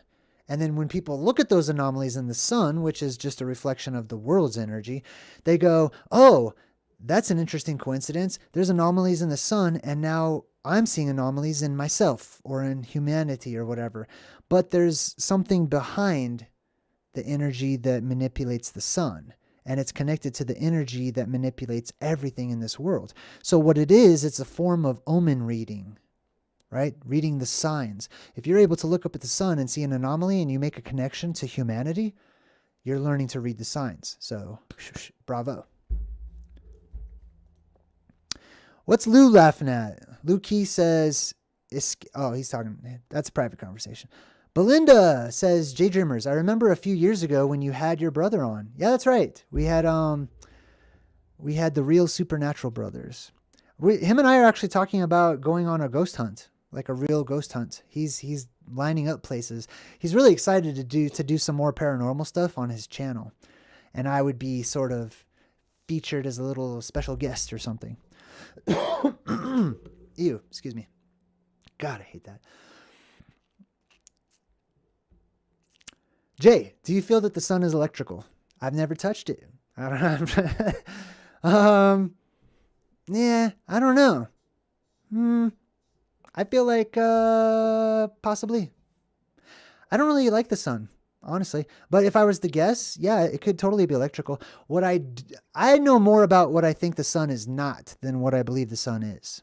I know more about what I don't know. No, I'm just kidding.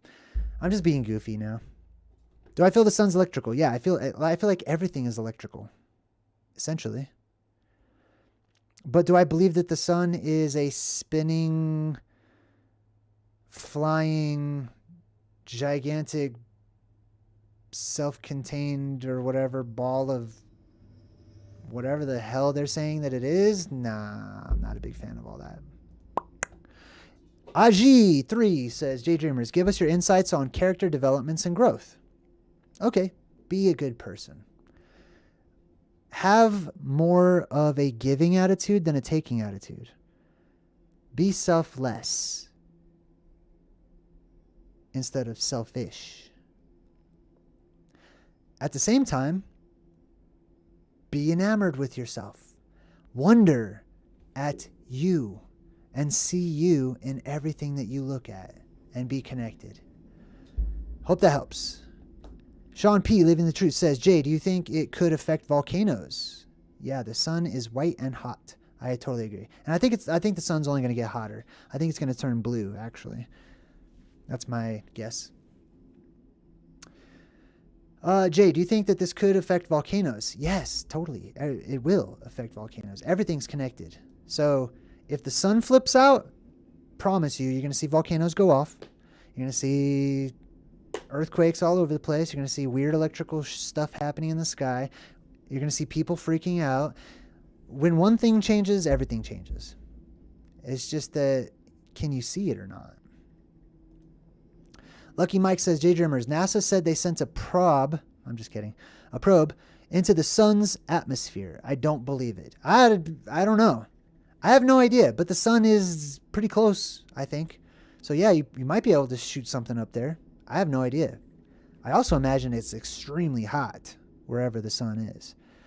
I don't really care though. Like, I'm just gonna be honest. I don't care if Elon Musk shoots a convertible out into space. I'm unimpressed. Everyone else in the world in this nursery is like, oh, did you see it? Did you look what they did? I don't care. I'm not impressed. I'm not super impressed. If they shoot something into the sun, I really don't even care. It's not even whatever. I think the sun will turn violet. Ooh, interesting. That'd be cool. Hydro Bear says, JayDreamerZ, wow, that's going to be awesome. The ghost hunt, I can't wait for you and your brother to do that. It's so awesome, the bond that you and your brother have. I'm lucky to have two brothers that I adore. Yeah, I totally love my brother. I think he's awesome. And he's got a lot of really good experience, too. Jay, I don't subscribe to mainstream BS either, but I do think it affects us and the earth and may be a part of what is fueling our upgrade in thought. I totally think so, too. I think they're all very much relating. Val, what are you? I'll mind my business. Chris, no. Anyways, anything else? Anything else for me? Moi? Because I have to go to the bathroom. I'm just going to be myself, whatever. This is no longer a YouTube presentation. This is just Jay hanging out with some people because I need some friends, basically. Yeah, I do have to go to the bathroom. Hey, I'll let you guys decide. Do you want to just continue with the awkwardness? Everyone's going to say yes. Why am I even asking? If I ask, everyone's going to say yes. I'm going to go to the bathroom. We're going to take a break. I'll come back. It'll get more awkward. And then I'll feel like I should probably wrap things up, and then I'll just wrap things up anyways, because we've done that a million times. So instead, let me read 2 more comments, and then we'll wrap things up, and then we'll come back tomorrow. What is tomorrow? Oh, tomorrow's Wednesday. Tomorrow is Wednesday. So, it's going to be the campfire. We're going to talk about fringe cosmology part 2. I super have to go to the bathroom. All right. Sean. Okay. Nope. I think that's it. I'm going to wrap things up. I totally got. Hey, thanks, kind. Aw, that made me feel pretty nice. Yes, more awkward, right? Okay. Let me say good vibes and goodbye. Aloha. That didn't work out the way I wanted it to. I was trying to like super jump out real quick. That did not work. All right. Well, I'm JayDreamerZ saying good vibes and goodbye. And I'll see you guys tomorrow when we talk about fringe cosmology part 2. We're going to talk more about NASA, space agencies, and what others think the cosmology of our world is. All right. I'll see you guys then. Thanks for watching. I'll try so hard to fade away.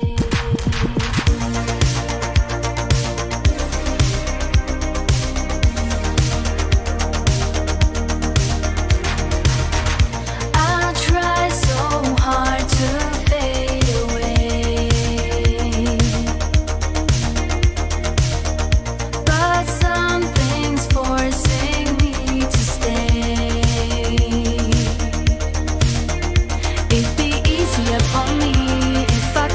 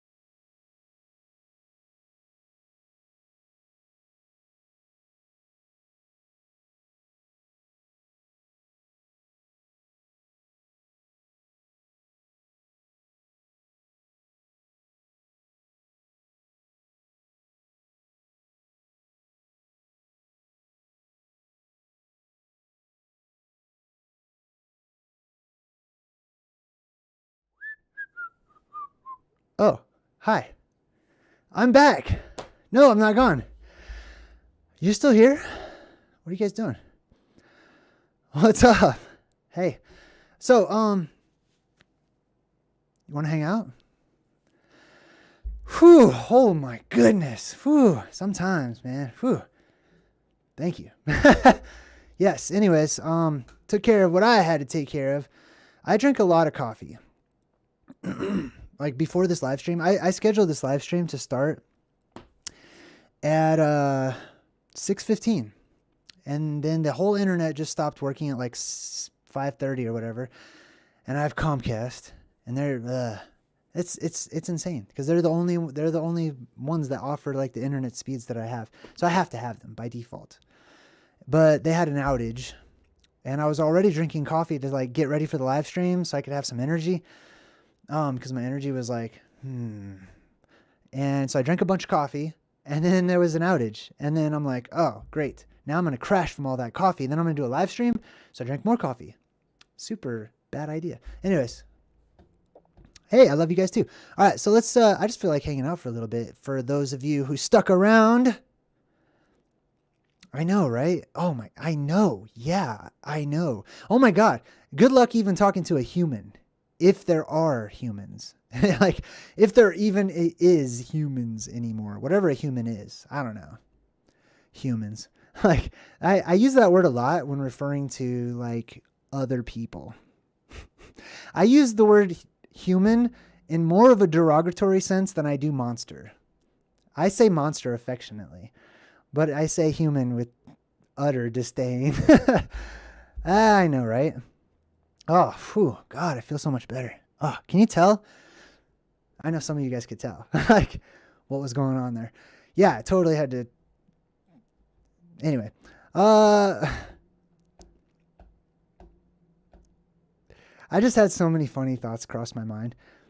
Anyway, Suso, hey, what's up, bro? We were just talking about you earlier. I was giving you props for being an outstanding fellow. Luki says, Jay. Oh, I feel so much better.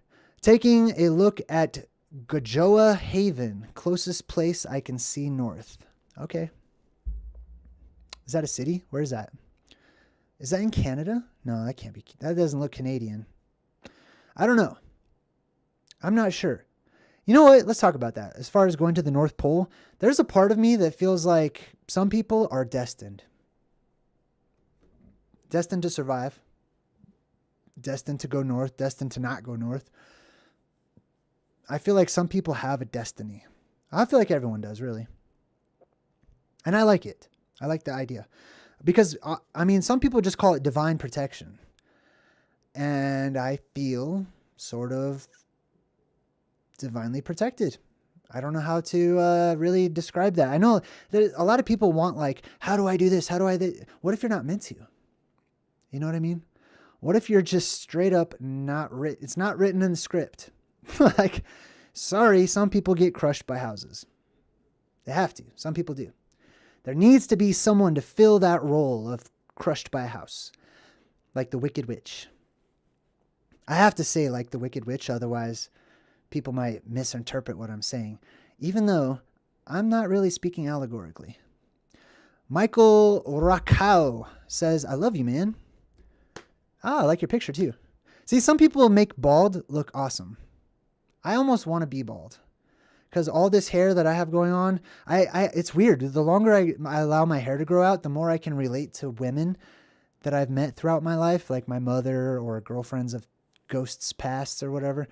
When they're like, God, I hate my hair or whatever. Because, geez, man, especially when there's a lot of static electricity in the air and you just took a shirt off real quick or something like that. And or sometimes the hair is just barely touching you and just tickling your face or, anyway. I sent you pictures of my helicopter. I hope that you got them down to go with you to the pole. Oh, sweet. You sent that. Was that you on the website that was talking to me? It looks like it. I haven't checked the website yet, so I'll probably do that after the live stream. Whew, buddy. Man, where was I? Hydro Bear says, good to see you smiling now. Your vibe is shining. Yeah, I had to go to the bathroom. Like, so bad. Chesley, what's up? Hey, Chesley. I like your picture too. I like how you just have like, that's a cool picture. JayDreamerZ, I always look forward to your vids, and I just happened to tune in. Right on, sweet.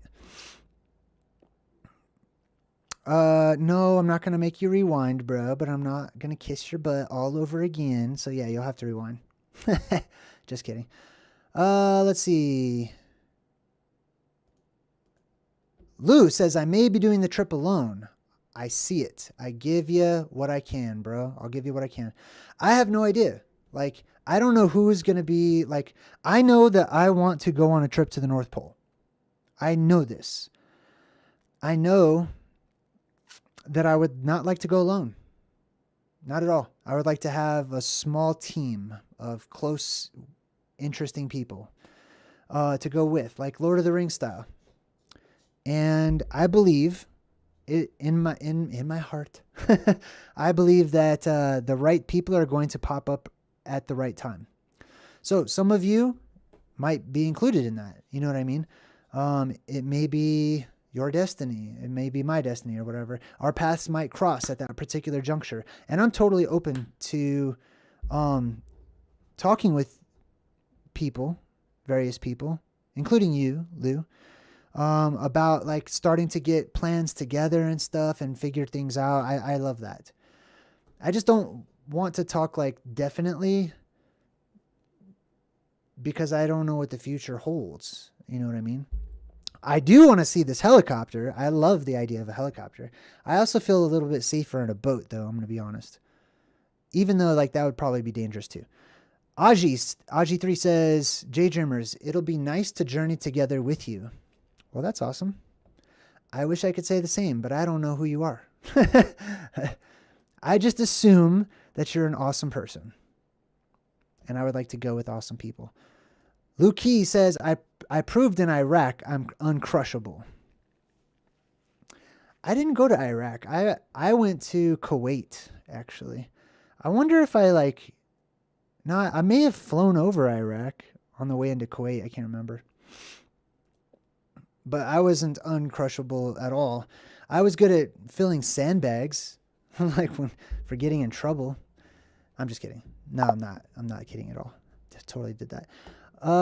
We were bored in the desert a lot when we were out there.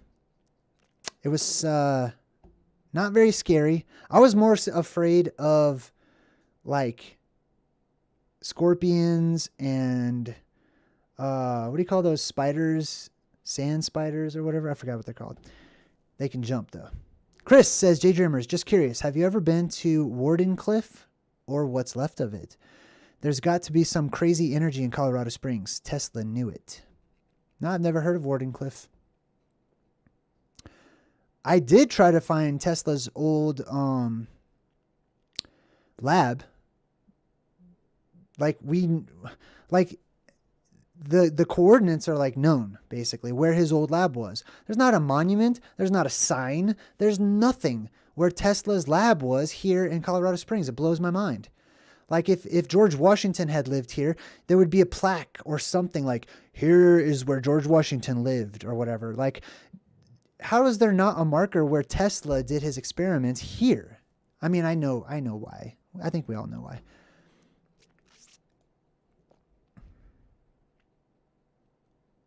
I may be doing this way sooner than later. Right on? Well, I say go when you're called to go. I will go when I'm called to go as well. Which I would like to do soon. I don't want to give you the wrong impression. I want to go. Like, I want to go now. However, I have to do a few things before I go. I have to tie up some loose ends, and I definitely need to get in shape. So that's something I'm actually working on right now. And will be in the next coming few weeks now that I have a new house and stuff. I'm getting back in shape. And that's going to be purely to be physically prepared for the journey that I plan to make.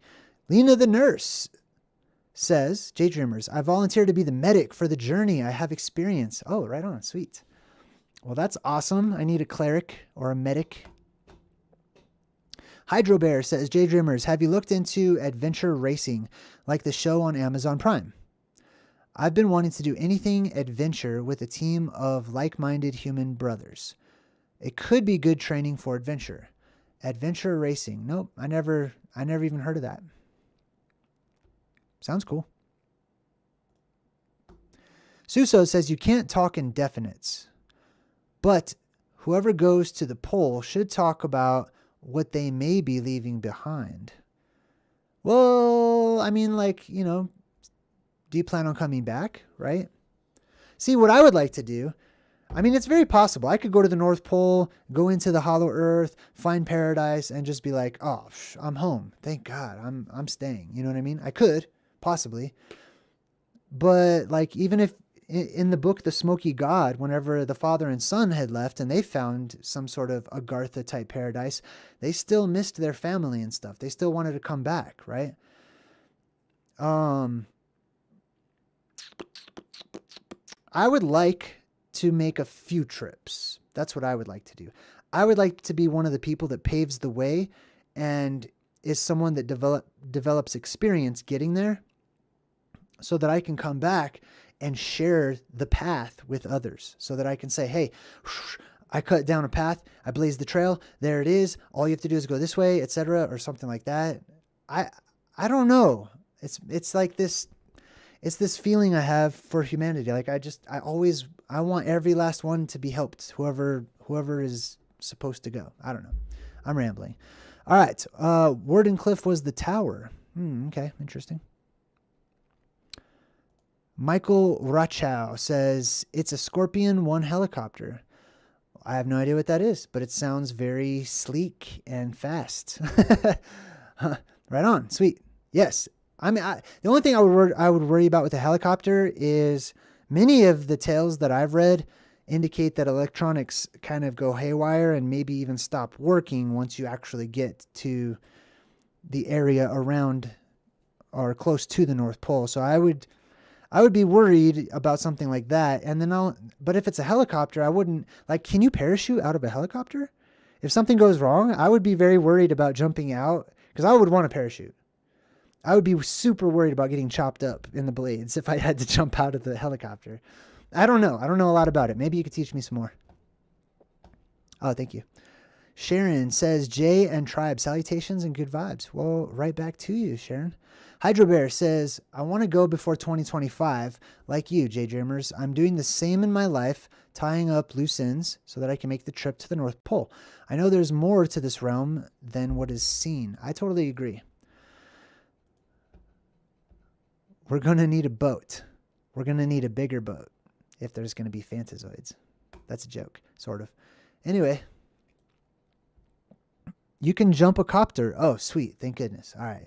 I mean, that's a legitimate fear, getting chopped up by a helicopter if you're inside of it, right? At least to the lay person. You need to really trust the pilot. Yeah, I agree. I was just talking about helicopters the other day because I hate public transportation. I hate all of the methods and modes and license and permissions and all this stuff. I am a law of the land kind of person. I believe doing in whatever you want to do and knowing that other people may do the same. So I was talking about how I wish that like thousands of people suddenly would just invent their own forms of like flying bikes or rockets. I don't care what it is. Just so that it would just throw the world into chaos because they wouldn't know how to regulate that. Like you'd have to have flying cops, basically. I don't know. I like to throw a wrench into people's little ideas and systems and stuff. Let's see. Okie dokie.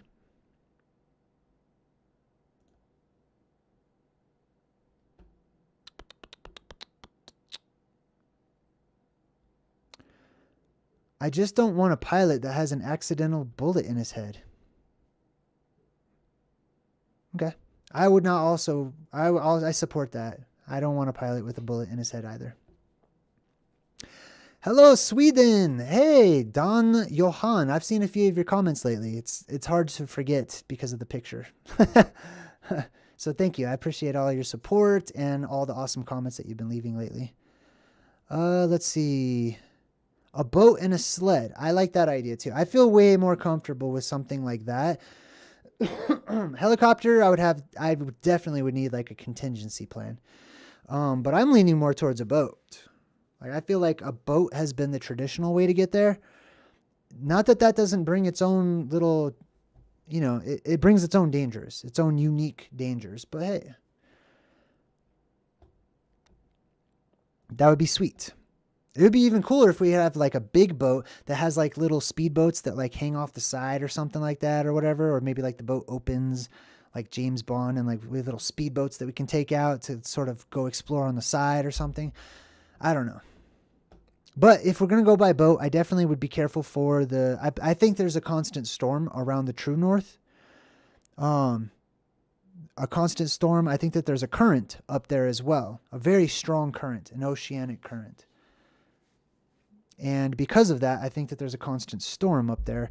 So I would imagine that the waters will probably get pretty choppy and bad before all of a sudden just seeming like they calm down suddenly and out of nowhere. And then we get to the eye or the center where everything is calm and beautiful and the weather probably changes drastically and is nice and warm. Michael says auto rotation, but yes, you can plus engine. Auto rotation, but yes, you can plus engine. Only I made this helicopter 2-stroke. I'm good like that. I don't know what that means, but you sound like you know what you're talking about, so I trust your expertise. Edgy Faith Not Fear says Luki, no fear, and unnecessary drama. I have no idea. I'm lost. Don Juan loves it. Spotters says Sean Halliday. Oh, we need to talk about possible cultures that we may encounter. Okay, well, there's the pygmies that are said to live up in that area, and then there are also giants. The giants seem to be, for the most part, pretty friendly, not really like cannibalistic or anything. Not to say that there's not exceptions. So I would definitely be careful. I would say body language is a huge thing, using common sense, being kind, knowing when there's danger, etc. Ronald Reese says, Jay, what do you think about elites are us and we are them? I love that. I love that idea. I agree. We are all the same. We're all connected. Which one, predator or xenomorph? Which one would like win in a fight or something? I would put my money on the predator every time. Let's see. Lou says, I was going to place with an old occult books and ancient maps, but they were closed, so I just spent $200 at cigar bars. Okay, right on. Suso also likes cigars too. He's super into that. Love you much. Right back at you. Skunk apes. All right, there's some skunk apes for you. Let's see. Elites have no souls. Really? How do we know that? Or are you just saying that like you don't like them? Whoever they are. It may be that they have way more soul. It's just overly amplified towards the negative. Oh, wow. So in the Netherlands, there's a constant storm. Or maybe they're just saying it feels like there's a constant storm. I don't know. Either way, I would definitely be prepared.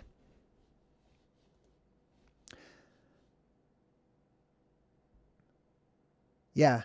Binary Codes, this is a good one, says there are numerous stories that indicate that the elite have underground maglev train tunnels that exit the dome to other places beyond. Possibly, but my question would be, why are they trying to escape through the sky if they have trains that just take you there? You know what I mean? I mean, at least it seems like they're trying to escape. To me, it seems like they're trying to get out of here, and that they talk about it and make songs about getting out of here. So it seems to me like they're trapped. It seems to me like they can't go to other worlds right now. But I don't doubt that there's truth to the maglev trains, and I know that they do underground tunneling and stuff like that. Kevin, what's up? I see you.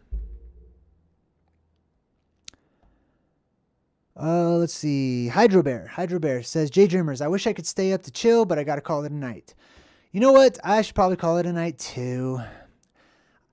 It was a lonely one for me, but hanging out with the tribe made me feel a bit better. So, sorry about all the awkward weirdness. And if you like that, then I'm totally not sorry and you're welcome. All right. But I should probably go too. I've got things I need to do. I've got to clean up and stuff like that. I guess on this live stream, I thought I would just bring more of like my regular self. I don't like to use that word because I'm not regular. But instead of having like, hey, I know what to say every time and here's my presentation and stuff, I thought I would just be more laid back and personable, I suppose you could say. Supertramp says, Jay, have you read the NOS book of the Resurrection by Miguel Serrano? Nah, I have not.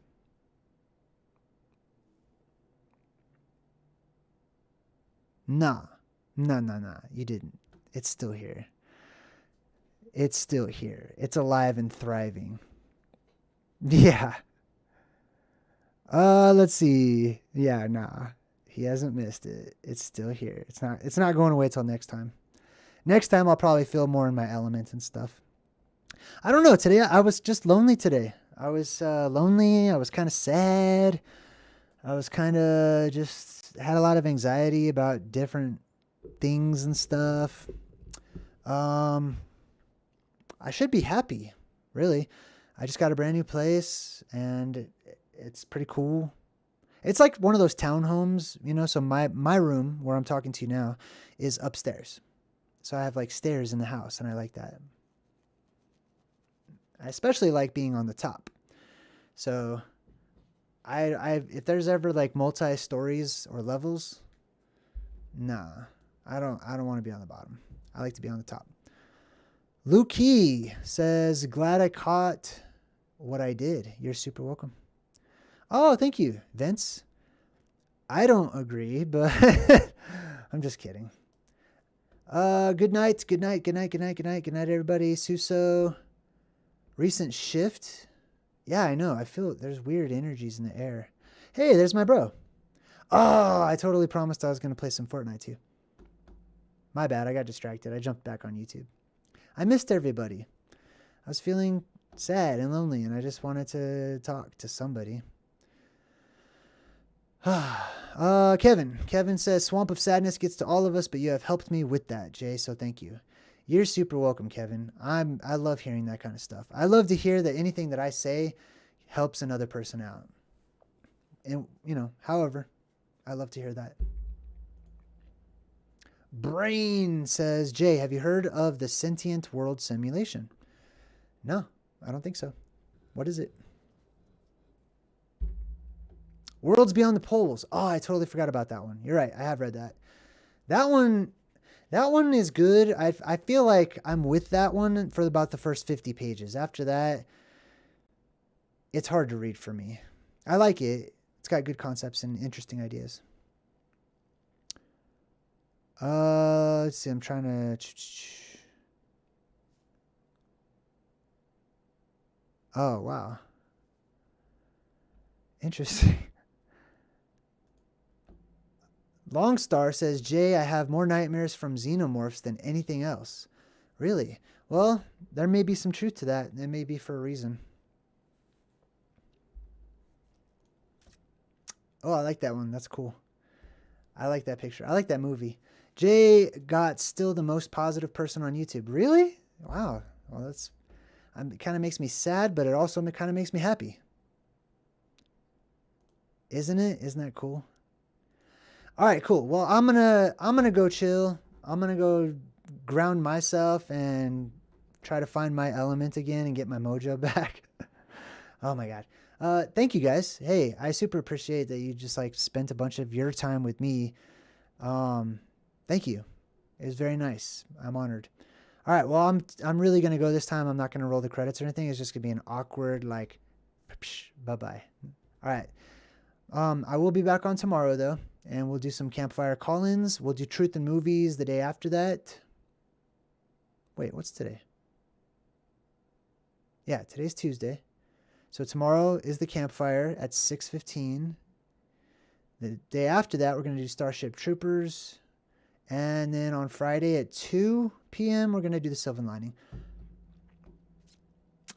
Vince Pops, is the Mog Magog wall in our bodies? No idea what you're talking about. What is tomorrow's show? Just told you. Brain says, Sentient World Simulation is a government program where they have copies of every person alive. They feed events into it to gauge what the public's reaction will be. Can be worldwide or local. I like that, actually. I feel like there's a lot of truth that it resonates with me on that, especially with the copies. I totally think other worlds have copies genetically of these bodies, and they're just reproduced. And even this world, like if the population gets too high, I believe that you'll see another person that looks just like this. Maybe with slight differences, their facial hair, maybe their nose looks a little different, or they have a birthmark or a mole or whatever it may be. I totally think that the DNA is on a loop, but that's just me. Excuse me. Super appreciate you too. Stay cool, Candy Jones. Kevin Kruger says, I'll be calling in tomorrow. Sweet. I'll talk to you tomorrow. Sean P says, are you live again?